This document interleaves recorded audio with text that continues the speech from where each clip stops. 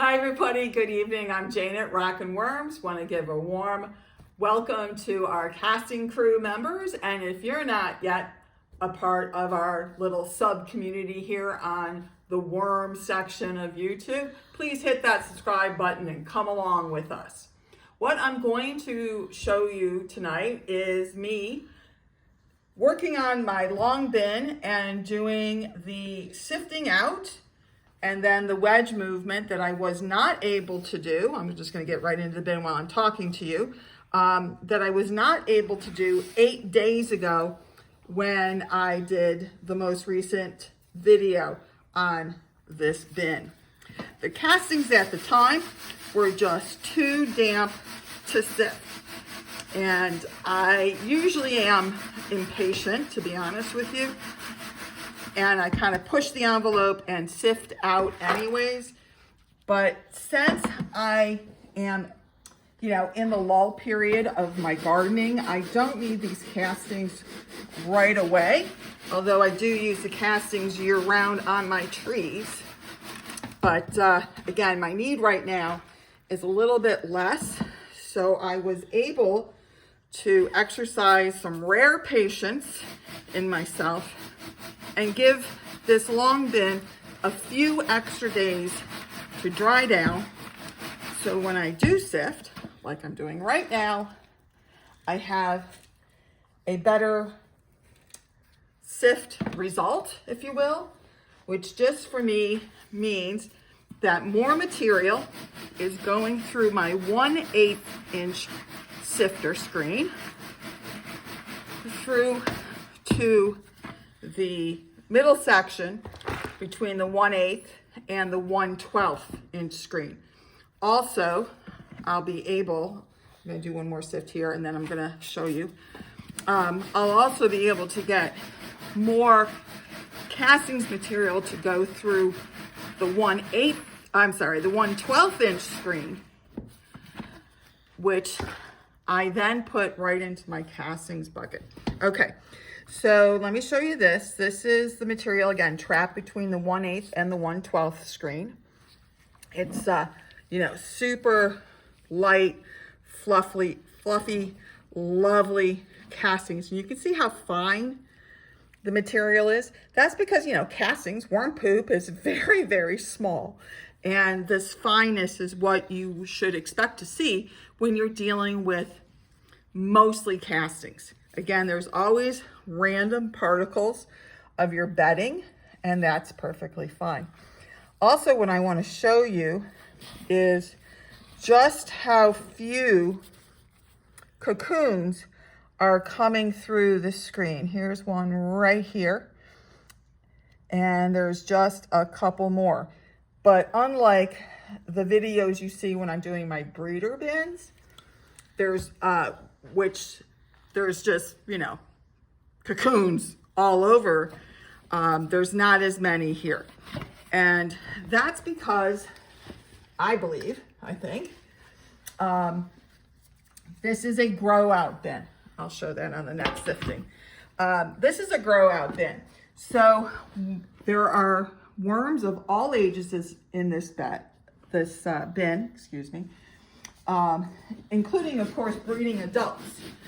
But as far as proportionally goes, there's, I don't want to say less breeders, but generally less breeders. There's more of other non-breeding ages in the bin. And those non-breeding worms kind of get in the way of the breeders finding each other, hooking up, and making cocoons. The other reason that I can have less cocoons being laid in my grow out bins is I do run the bins drier than I run my breeder bins. And once again, anecdotally, by just about everybody, breeders breed better in more moisture conditions. So therefore, if I have overall drier conditions in my grow out bins, I'm just going to get less breeding and therefore less cocoons happening as well. we're almost actually done. You can see it can go pretty fast, sifting out, you know, a pretty substantial section of a bin when your castings are the proper moisture level for sifting. Okay, again, just how beautiful this is. Couple cocoons, not very many. And I'm gonna just pull out this little seedling here and dump that in my holding bin. This is my holding bin for my in-between castings, because I will pick through those and pull out cocoons if I get a chance, okay? Which I usually do, because I like to do it in the evening while I'm relaxing. And the cocoons I pick out, I'll put into a cocoon bin. Like I just reset my breeder bins this last weekend, and I have another one that I'm doing this upcoming weekend. So putting in the cocoons from my grow out bin, which is what I'm working on right now, like I told you, you know, those cocoons from this bin can go in with the cocoons from the breeder bins. They're all red wigglers. They're all Eisenia fetidas, or Eisenia andres, or Eisenia hortensias. That's all within the Eisenia family. They can all go into the same cocoon bin, and that's perfectly fine. Now, what I'm going to do with the overs, and I hope by telling you it'll make me remember, because sometimes I forget till I'm putting the bin away. What I'm going to do with the overs, which is the material that does not sift through any of the screens, that's going to go back into the working end of this bin so the worms can continue to work on it. And as you look at that material in there, let me dump this in here, excuse me, cameraman. You can see that a lot of it looks very castings-like, but it's in little balls. And the little balls is what happens, you know, when there's, you know, moisture in this more rough, lesser processed material. And what you want to be sure of is that those little balls don't dry out and get hard, because then sometimes they get very rock-like, and it would be difficult for your worms to get into those balls, break them down, eat them up, and therefore eventually make them into the little pieces that will sift through your screens. So these balls are currently moist, and when I put them into the working end of the bin, they'll get rehydrated, and then the worms will be able to work through them. Now, one of the other things I'm going to show you, just as of an interest, is, like I said, in this over bins, you can see those are like little balls. You can see it, right? And that's only for you know, rapidly sifting them with the shaking motion. Now, if you want to look into this material, which again, the stuff between the two sifters, I can shake this and shake this and shake this, and I can shake this for a very long time, and look at no balls. That's another kind of indication that this is castings. It's not balling up like it does when there's other little bits of material in there. Okay, so if you're, you know, sifting, you're wondering, gosh, do I have castings, or is this really a lot of bedding material, but it's just small? One thing to do that you can do is to sift the material a little bit longer and see if it balls up, or if it remains very loose, very fluffy, very soft. Okay, castings, some castings, but other non-processed material at a higher rate. Okay, so there's a little tip for you. All right, I'm done with sifting. So now what we're going to do is open up the working end of the bin, and we're going to do the wedge method. Again, the wedge method is a type of, I'm going to put this over here, is a type of horizontal migration where you basically sift out the non-working end of the bin as best you can. Sometimes it's a lot, like it was tonight. Sometimes it's hardly anything at all, which it was like 8 days ago. But the bottom line is you sift out what you can, and then you're going to move the next section of material down to the non-working end of the bin, aerating it as you go, moving whatever worms are in there, which will be a lot more because this material is much moister than the castings I just sifted out. And basically what you're doing is going to make these poor little worms, you know, work their way back to the working end of the bin, where I'm going to give them a nice big feeding as a reward for making you the journey from one end of the bin to the other. Now you can see I'm already starting to pick up more worms in my handfuls than I did those first 3 handfuls or so that you saw me do. And that's because I'm getting in to the prior food zone. Here's some food that they didn't quite finish off. So I'm gonna set that aside here, and I'm gonna put that into the working end of the bin as well. Okay, so more worms as I am into the feed zone.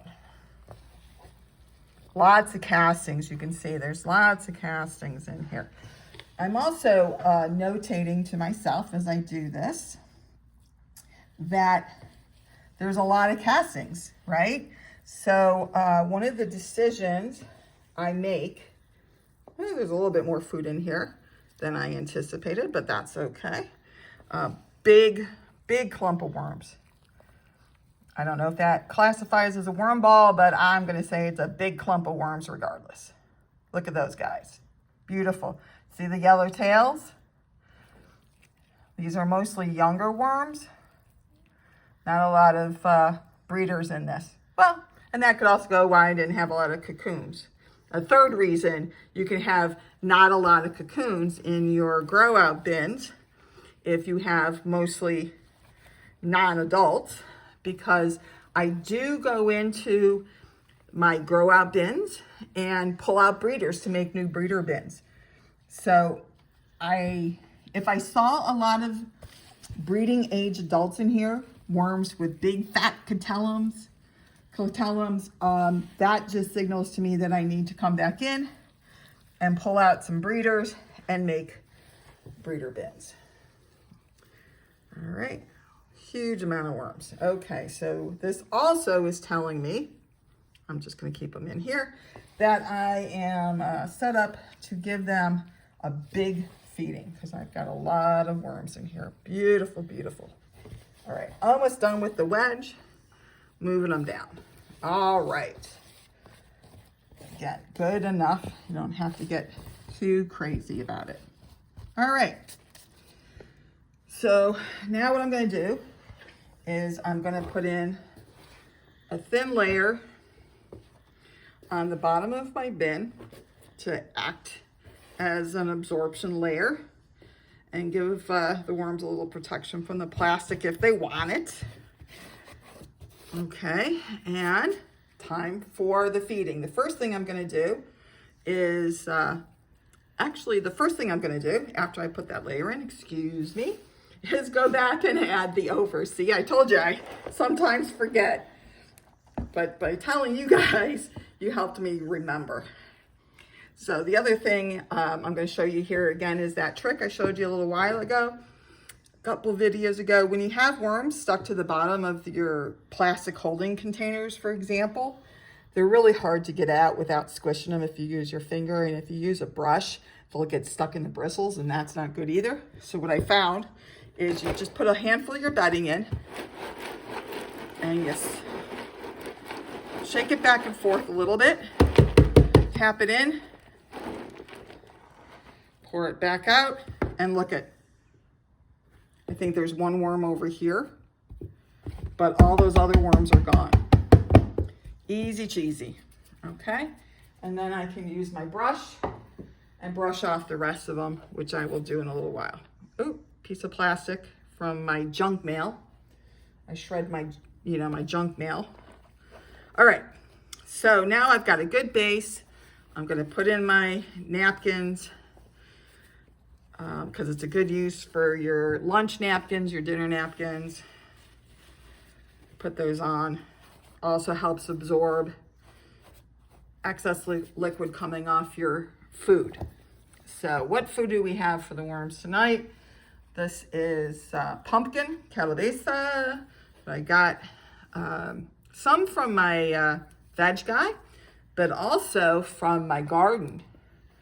So sometimes, a pumpkin gets knocked off early, or I harvest it and unfortunately I don't get to it and it starts to go a little rotty. Well, I'm not going to throw that out. I'm going to feed it to my worms. I do freeze it first. That helps break down the cell walls, which makes it more digestible for your worms. They can get into it more quickly with cell walls that have been,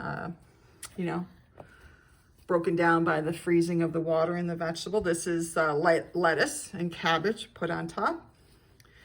I'm actually going to go pretty heavy on the lettuce because lettuce is a fast food, which means they're just going to tear through this. So I can be generous with it. The pumpkin is a relatively fast food as well. Okay, that looks like a good reward, right? All those worms are going to have to beat their non-existent feet down to the food zone. So when they get down there, they're going to have a nice huge feast waiting for them. All right, now I'm going to put on a little bit of worm chow, sweeten the deal, a little azomite, which is, this stuff has been just pouring out of my container like really fast lately. So I think I'm going to have to change containers so it's a little easier for me to manage the pour. The azomite is a additive. It has micro minerals in it. It's good for your plants. It's good for your chickens. And I'm sure it's good for your worms. Last thing, that was, by the way, that was agricultural lime. It acts as a pH buffer. And then this is my powdered vegetables that I use making my Vitamix and my dehydrator, and I powder it up. It allows me to store excess vegetables I get from my veg guy or from my garden without taking up, tons of freezer space. Okay, I put on right now, these were the few leftover pieces of food. So I'm going to put that in there for the worms to work on. And then lastly, I'm going to top it with some more of my pre-compost and sifted cow manure bedding material, which has lots of biota in it, bacteria, fungus, any other types of microorganisms in there, which again, the worms also eat. So they'll have a big food variety. All right, that looks good. All right, almost done. You know what I want to do? I want to check the moisture. Yep, it's clumping together, but it's breaking apart pretty easily. These bins, I'm going to try to run them a little bit drier than I do my breeders and my cocoon bins because the worms in here don't need as much moisture. I'm not asking as much from them as I do from my breeders and my cocoons, but obviously they do need moisture in order to breathe. But by having the moisture level lower than I do in my other bins, it means that I can dry down and sift out my castings faster, which is a benefit to the worms because the sooner I can get castings out, the sooner they get a fresh bedding and fresh food.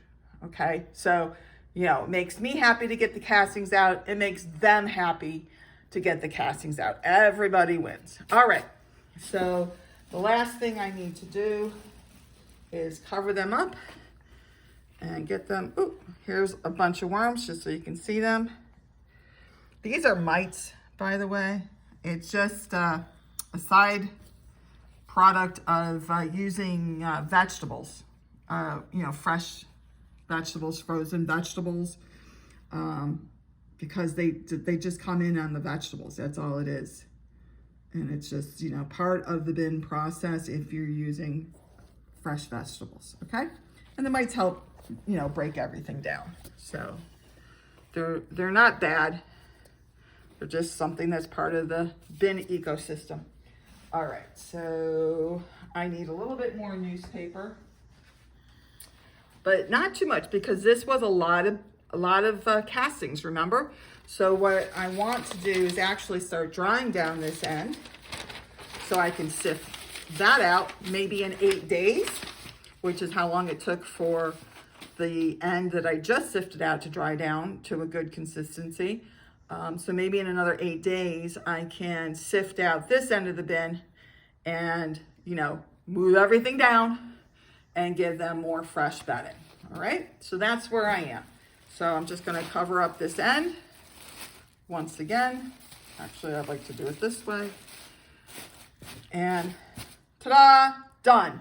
The last thing I'm gonna do is I'm gonna update my label on the end of the bin so I remember what I'm doing, and we're good to go. So that's it. I hope you found it interesting, and perhaps you learned a couple things to help you manage your bins. Again, thank you to my casting crew. And if you want to become a casting crew, just hit that subscribe button. Otherwise, I will see you next time. I am yours in the dirt, Jane.